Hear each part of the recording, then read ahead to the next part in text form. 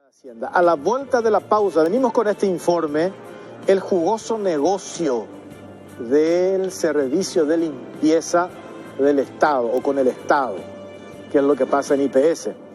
Y vamos a hablar con dos representantes en relación a esto que aprobó la Cámara de Diputados y que tiene que ver con comprometerle al Instituto de Previsión Social a un préstamo para pagar deudas.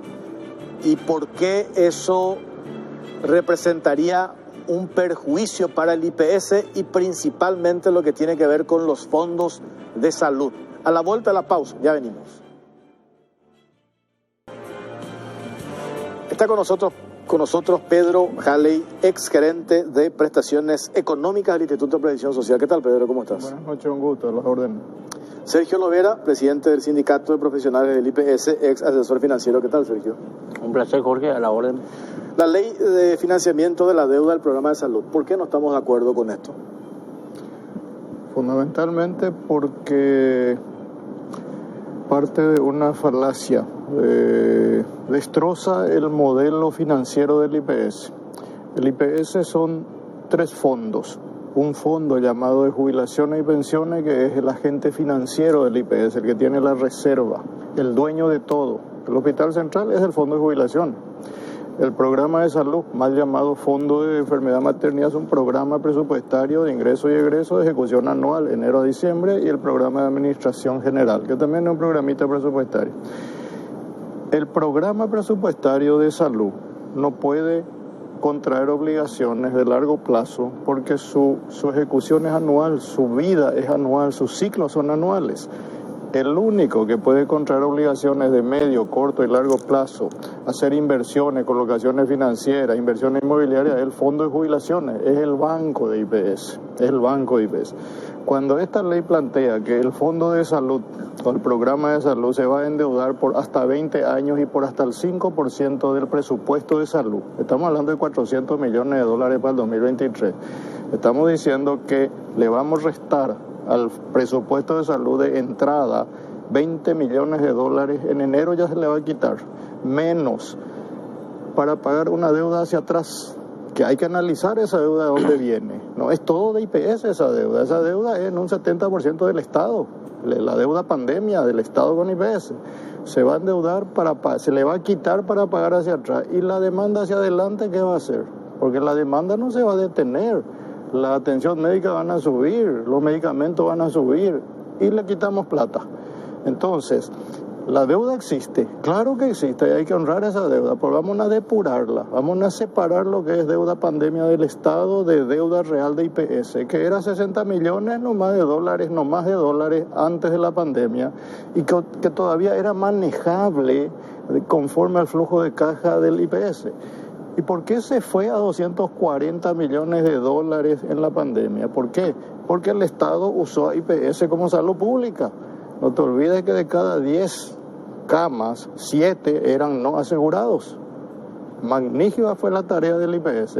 Se hizo una tarea social humanitaria de la Gran 7 por el país, pero a un costo que ahora le quieren cobrar. El Estado debe pagar esa deuda, no IPS. Sergio. Concuerdo acá con alguien. De hecho, es que ese proyecto no tiene fundamento. Esto es falta de gestión. O sea, no puede presentar un proyecto por la falta de gestión de las autoridades, por la alta corrupción del IPS, por la ingeniería delictiva del IPS. Te hablo con fundamento. Específicamente te voy a hablar fondo de salud, fondo administrativo, fondos jubilatorios. Así como dijo el doctor, nosotros tenemos fondo administrativo, fondo de salud, tenemos presupuestado la disponibilidad presupuestaria. Por decirte, en el 2021, servicio de limpieza se adjudica 73.000 millones, con una disponibilidad presupuestaria de tan solo 19.000 millones. Declaran deuda flotante más de 60%, 54.000 millones. Deuda flotante no es ilícito declarar, pero se puede declarar solamente el 20% de la disponibilidad presupuestaria. El siguiente año se puede comprometer. Ellos comprometieron 57 a 60%. Vos me preguntarás, o la audiencia me pregunta, ¿cómo se financia eso?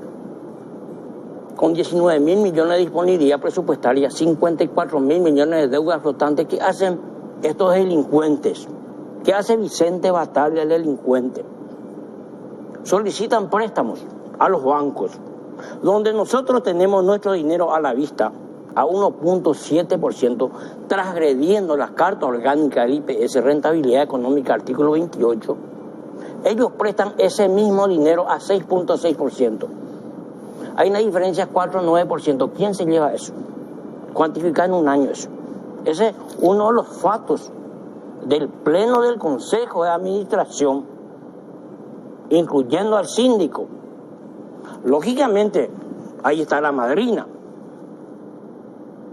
Tema de limpieza. ¿Cuánto le pagan a las limpiadoras? 1.600.000 guaraníes. Y declaran el contrato entre las partes IPS y la empresa de limpieza, 2.300.000 guaraníes, en aquel entonces salario mínimo. Esa diferencia de 800.000, ese viene cuantificando a 12 meses más de 10.000 millones, segundo fato de Vicente Bataglia. El lindo está en IPS, administrar el IPS de esa manera. La corrupción, esto que estás mencionando, viene hace, no lo estoy justificando, viene hace rato, varias administraciones venimos arrastrando un modelo, vos sabés muy bien porque hace cuánto estás ahí, ¿verdad? Hay un modelo que se viene arrastrando desde hace años en la previsional. Yo te quiero hablar específicamente, Jorge, te quiero hablar específicamente de la deuda que mencionan ellos. Claro, pero en ese tema de la deuda, hoy hablaba con el representante de Cifarma, me dirás vos, sos parte interesada, porque por supuesto quieren cobrar, ¿verdad? Por supuesto. Entonces, uno de los representantes del gremio me dice, tenemos dos alternativas. Una, que se apruebe el préstamo. El Consejo aprueba el préstamo, ¿verdad? Y no pagan, ¿verdad? Porque ellos se vieron obligados a emplazarla al IPS. Si para diciembre no nos pagan, nosotros vamos a cortar la provisión de medicamentos. La otra alternativa, lo del préstamo, el Consejo aprueba el préstamo, es que el Estado pague la deuda. ¿Por qué el Estado no puede pagar la deuda? No hay plata, o sea, ¿por qué? Pues es una deuda, pero es una deuda real, existe esa deuda. Sí, pero te comento, de hecho es que ellos son parte interesada. Lo que ellos nos cuentan, que nosotros en la Carta Orgánica tenemos el artículo 77, que nos libera impuestos aduaneros, derechos aduaneros a este documento.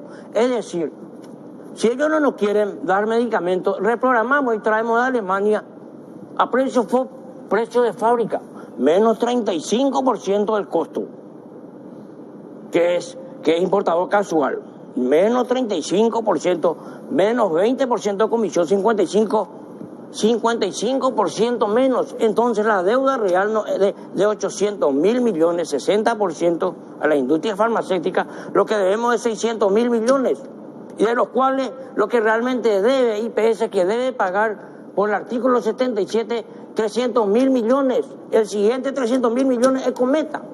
Lo digo responsablemente.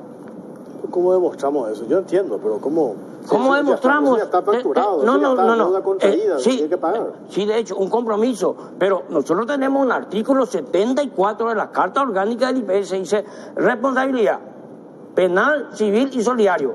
Estos delincuentes bandidos son responsables con sus bienes. ¿Por qué? ¿Dónde está el Procurador General de la República? ¿Por qué ellos no responden con sus bienes por los compromisos asumidos ante IPS? Ese es personal. Nosotros no podemos comprar IPS pagando despacho aduanero. Eso es categórico. Ahí está la demostración. O sea, debemos 300.000 millones. ¿Por qué? Porque nos tiene que descontar despacho aduanero. Nos tiene que descontar actos y documentos. Nos tiene que descontar comisión 20%. Nosotros traemos de Alemania medicamento oncológico. Pagamos flete y un despachante de aduana nada más. Nos sale 55% menos el costo. Cuando decís, Pedro, tenemos que limpiar esa deuda, ¿te referías a eso o te referís? Porque yo entiendo estas puntualizaciones que hace Sergio. Perfectamente entiendo. Pero en los papeles y las deudas ya está. ¿Cómo vos haces desmenuzás esto que él dice? ¿Cómo vos demostrás? Yo estoy seguro que eso que vos no tengo ninguna duda, ¿verdad? También está el Clan Ferreira. Todavía no cuantificamos lo del Clan Ferreira. Claro, pues ¿cómo desmenuzamos eso? ¿Cómo limpiamos cuando decís esos 240, 280, así que me decían hoy la deuda? ¿Cómo limpiar eso?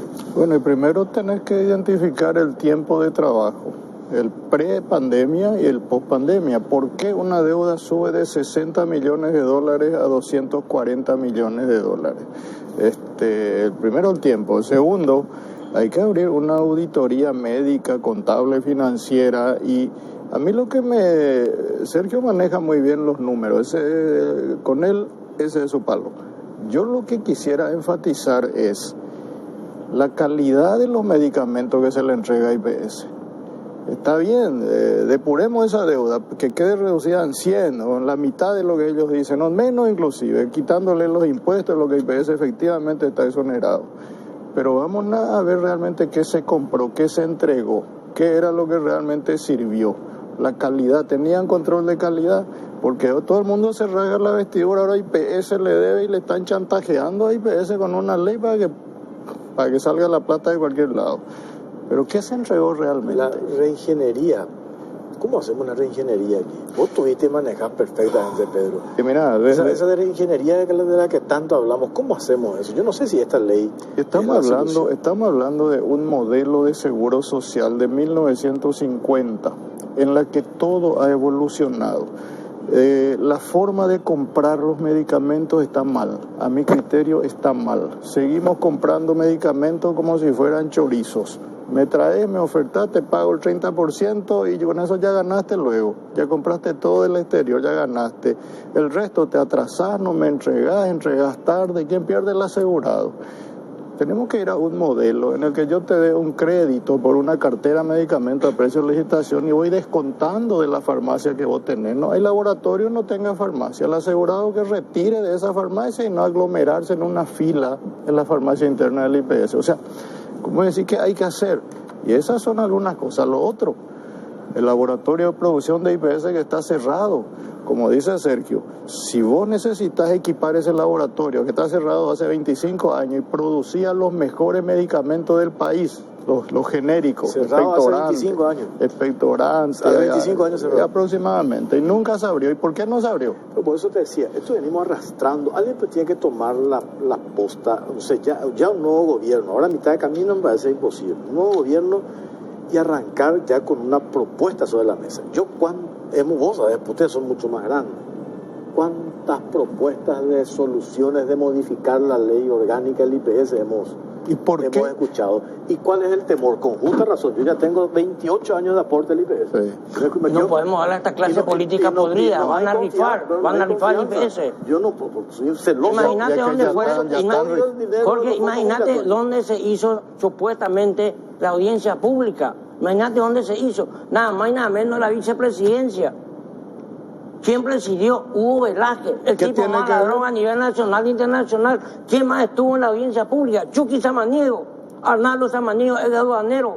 Esta mujer, ¿cómo se llama? La diputada Camille Narváez. ¿Qué credibilidad pueden tener? Y ahí estuvieron gente de centrales. ¿Qué pueden entender de IPS ellos? A escondidas nos madrugaron. No se hizo audiencia. Nosotros queremos, ellos ya solicitaron, Pedro Agimelo y su equipo ya solicitaron la audiencia pública. Nosotros queremos debatir y rebatir con fundamento. Nosotros somos técnicos. Este proyecto tiene que debatir más. Totalmente. Hacemos una pausa, la última, por favor, y venimos enseguida. Última pausa.